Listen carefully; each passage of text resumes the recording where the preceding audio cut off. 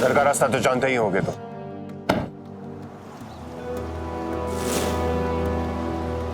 समझ के क्या रखा है तुमने तारा को? बीच सड़क पर अकेला छोड़कर चले गए। कभी खुद के सीने के अंदर झांकने का मौका मिले ना तो जरूर देखना, ऊपर वाले ने दिल की जगह 2 मन पत्थर रख दिया होगा। जब भी तुम्हारे बारे में सोचती हूँ, किसी इंसान का नहीं, जानवर का चेहरा दिखाई देता है मुझे। मैं तुम्हारे बारे में ना सोचता हूँ ना तुम्हारी सोच की परवाह करता हूँ।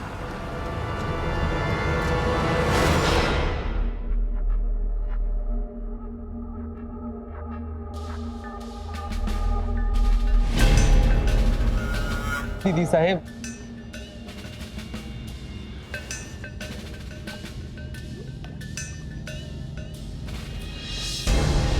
ओहो,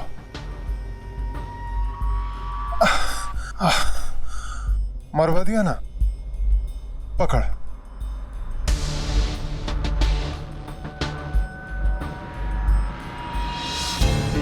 कितनी खूबसूरत तस्वीरें खींची हैं आपने दीदी साहेब। अरे कहाँ खूबसूरत लग रही हैं। ये लिपस्टिक देखना, पूरी पुछ गई है। तुम लोग बिल्कुल ध्यान नहीं रखती हो मेरा। इसमें अच्छी लग रही हूं ना मैं। और ये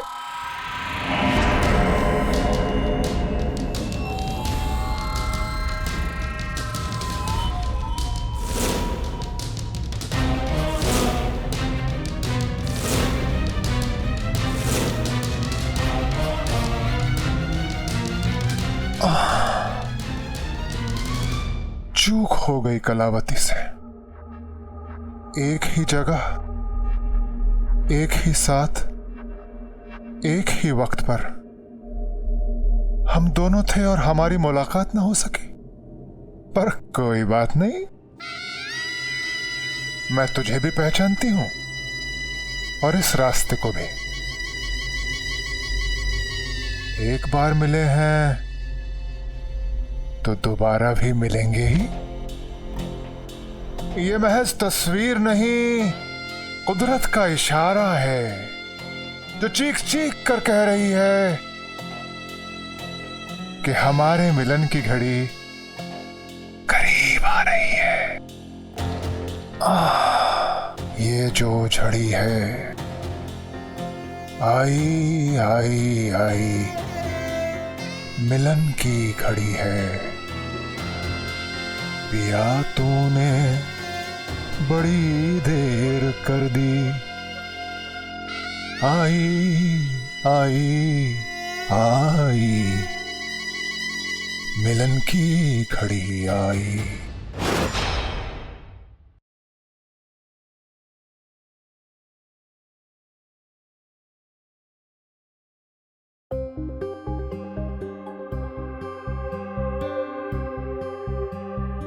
कितनी बार कहा है हमने आपसे, जिंदगी में जो पल हमने अपने लिए रखे हैं तो हमारे लिए रहने दीजिए, उसमें दखल ना दिया कीजिए। अगर आप गलत हो तब भी नहीं? ये जरूरी तो नहीं है ना कि हमेशा हम ही गलत हो, आप नहीं। मतलब क्या आपका? रुद्र भाई साहब का फोन आया था। मृत्युंजय के रिपोर्टर्स पे हाथ उठाने की खबर उन तक पहुंच गई।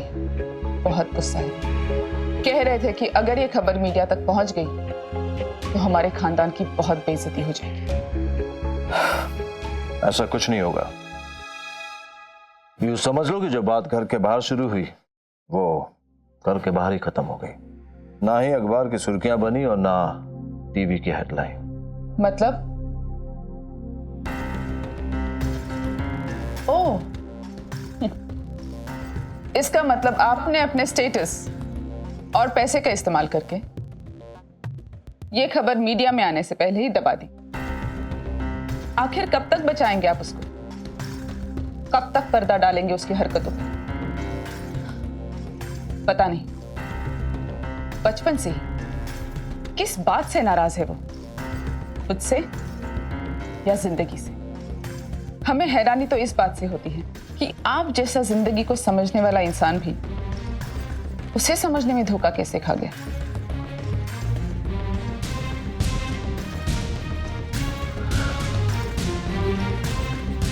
ये आप नहीं, आपके दिल में उसके प्रति नफरत बोल रही है।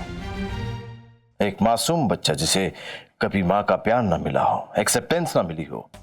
4 साल का था मृत्युंजय जब हम उसे इस घर में लेकर आए थे।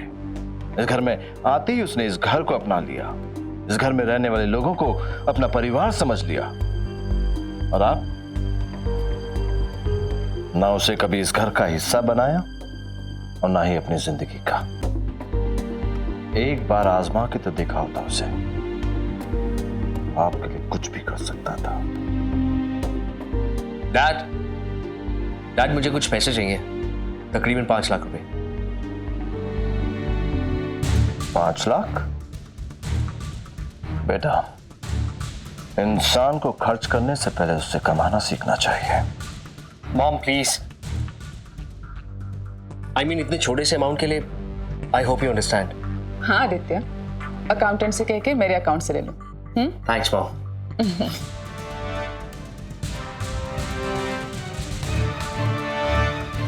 और कितना बिगाड़ेंगे आप इसे बिगाड़ने का पूरा क्रेडिट आपको और हमारे प्यारे भाई साहब को जाता है। एटलीस्ट आपके लाडले की तरह खूनी और रेपिस्ट तो नहीं है।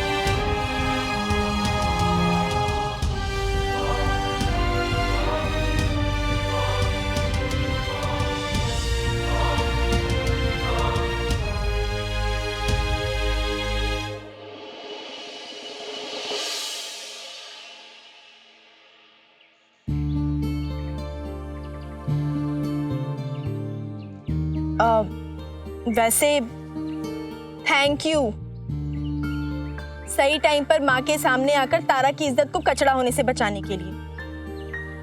मेरी तो बोलती बंद हो गई थी, समझ में नहीं आ रहा था कि माँ से क्या कहूँ। अगर आज तुम नहीं आते ना तो सच में तारा की लाइफ में भूकंप आ जाता।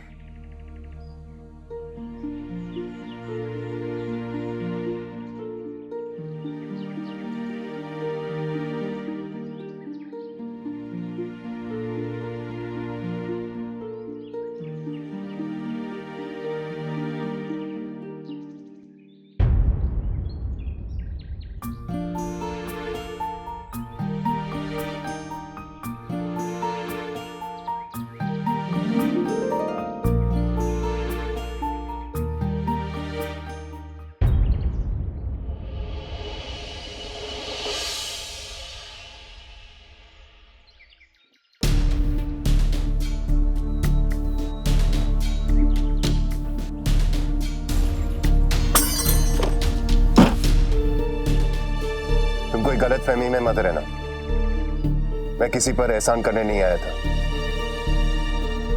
सिर्फ बाबा के कहने पर आया था। मेरे लिए हम दोनों के बीच ना कोई रिश्ता है, ना आने वाले कल में होगा।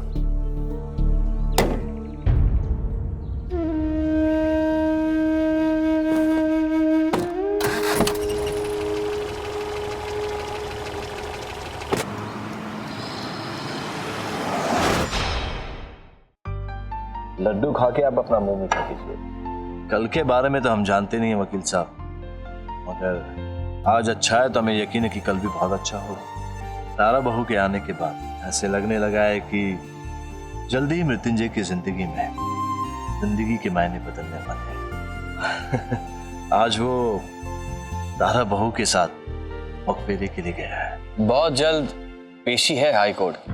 बस अब आप ऊपर वाले से ये दुआ कीजिए कि पुलिस को ठोस सबूत मिल जाए हमारे फेवर में, फिर तो इस केस का रुख ही बदल जाएगा ठाकुर साहब। वकील साहब, हमें यकीन है कि बहुत जल्द पुलिस के हाथ वो सबूत लग जाएंगे जिससे इस केस को जीतने में हमें मदद मिलेगी। मैं आपके इस यकीन की कदर करता हूँ ठाकुर साहब, पर अभी कुछ भी कहा नहीं जा सकता, क्योंकि ऐसे केसेस में बच के निकलने के चांसेस ना के बराबर ही होते। ना के बराबर इससे चांसेस होते तो है ना वकील साहब। और आप देखना वकील साहब, ये ना के बराबर चांसेस को हम 100% में बदल देंगे। अरे आ गए आप लोग? आइए आइए।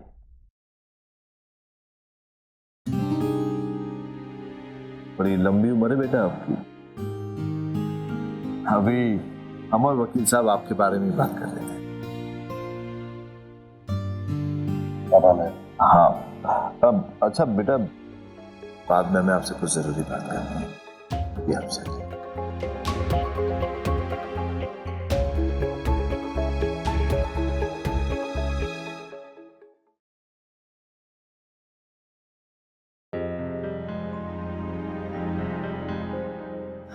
जीते रहो। आपको देख के तो आपकी माँ बहुत खुश हो गई होंगी, हैं? हाँ, बहुत खुश थी। इतने दिन बाद जो मुझे देखा था। और मृत्युंजय, उससे मिलके कैसे लगा समधन जी को? अरे, पहली बार अपने दामाद से मिलकर अच्छा ही लगा होगा ना बाबा। वैसे ये भी काफी घुल मिलकर बातें कर रहे थे सबसे।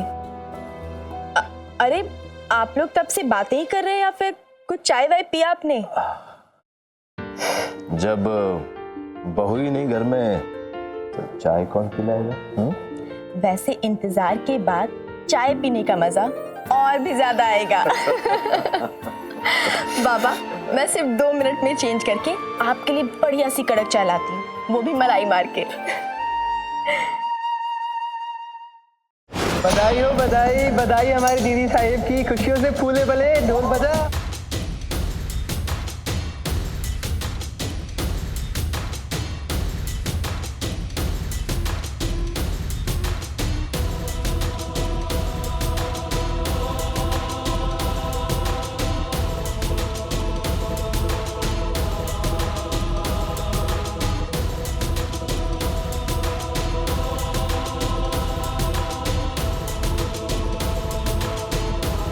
अरे रे रे रे रे, अरे ओहो, अरे बस, बहुत हो गया नाच गाना।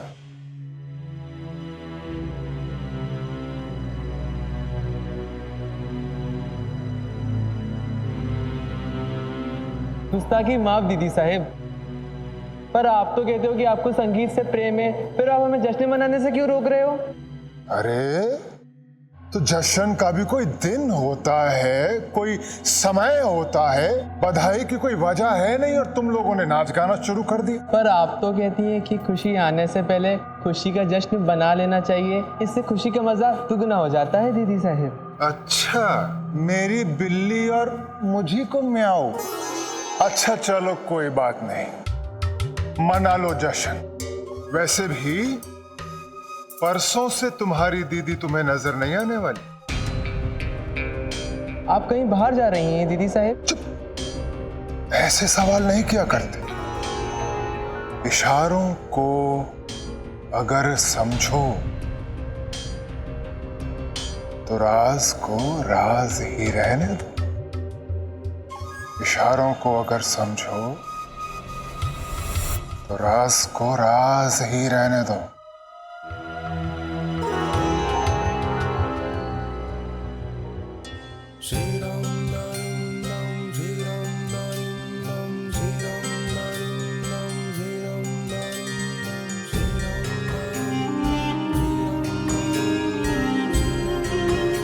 खाएगी? आ गया ना?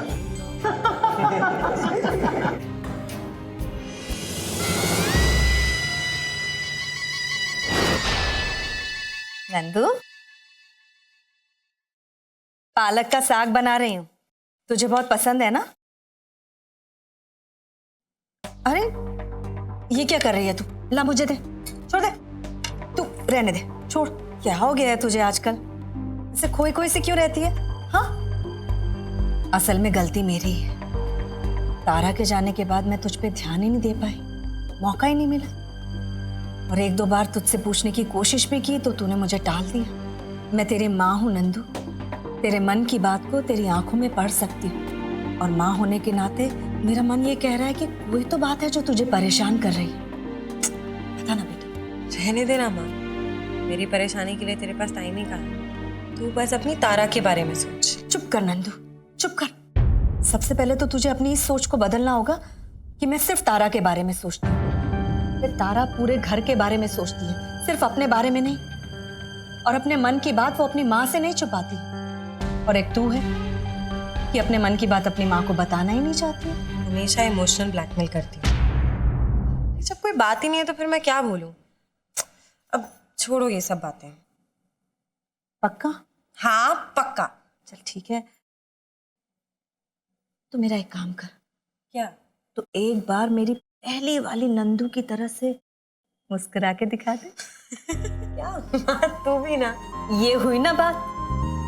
मैं तुझे हमेशा ऐसे ही मुस्कुराता देखना चाहती हूँ, बस मुझे और कुछ नहीं चाहिए।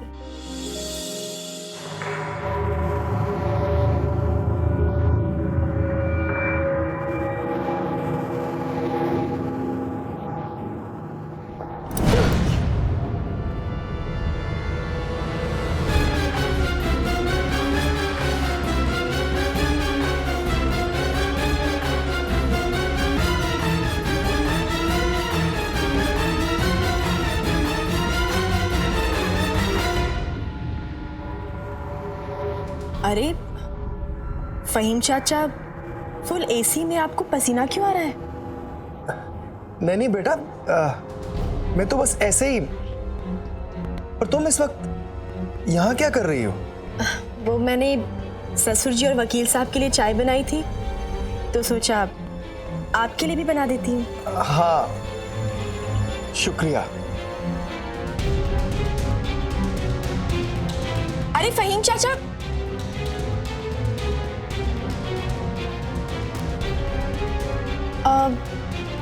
पर सासू माँ ने तो कहा था इस कमरे की चाबी किसी के पास नहीं है, पर मैंने अभी आपके पास। अरे नहीं नहीं, वो इस कमरे की चाबी नहीं है। मेरे पास तो पूरे घर की चाबियां रहती हैं, कभी मेरी जेब में तो कभी मेरे हाथ में। वैसे फहीम चाचा, ताया जी आ कब रहे हैं? बहुत कुछ सुन चुकी है ताया उनके बारे में, और उनके बारे में सुन सुनकर ऐसी पिक्चर फिट हो गई है कि बस अब तो तारा को उनसे मिलना ही मिलना है।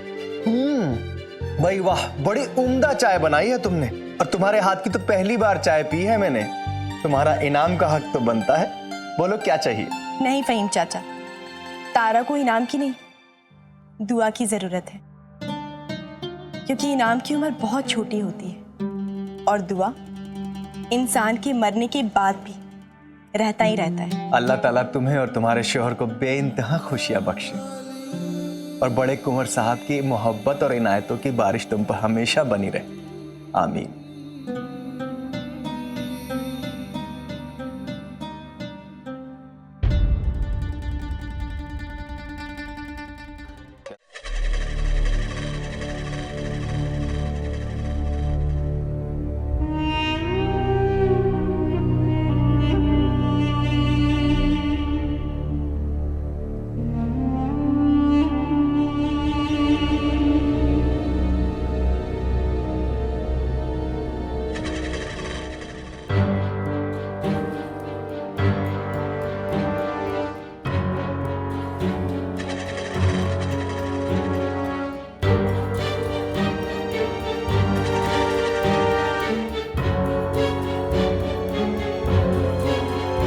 कैसा लगा आपको पहली बार अपने ससुराल में जाके?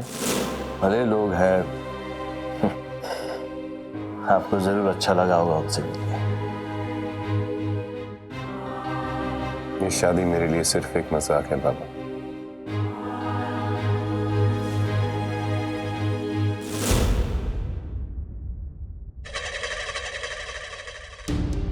कब तक इस झूठ पे सच का पर्दा टांगती रहेगी तारा? एक न एक दिन तो माँ को पता चल ही जाएगा तेरे झूठ के बारे में, और फिर तेरी लाइफ का कड़वा सच भी यही है कि तू इस लोहे की दुकान से नफरत करती है। बेटा, सिर्फ एक मौका देकर देखिए इस रिश्ते को। ये शादी आपकी जिंदगी के दरवाजे पर खुशियों की दस्तक देकर है। मुझे वीर आपको बार बार कोरेदने से चिंगारी तो नहीं पैदा हो सकती ना बाबा? रिश्ते मेरे लिए मर चुके और मैं रिश्तों की भी। मैं आपकी कोशिश की इज्जत करता हूं बाबा, लेकिन मुझे पता है कि वो कभी कामयाब नहीं हो।